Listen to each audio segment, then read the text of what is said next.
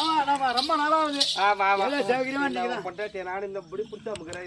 இல்ல ரொம்ப நாளாவது இன்னைக்கு சௌகரியமா நீ தான் உன்னை பாக்குறேன். சரி இப்ப நீ நான் என்ன பண்ணணும் உன்னை? தாயே ஆதிபர சக்தி சொல்லுமா. அகிலாண்ட கோடி பிரம்மண்ட நாயகி ஆகலாம். தாயே மாரியம்மா உங்கள் மாடா நீ ரொம்ப மக்கள் மன வடை தான் வந்து ரொம்ப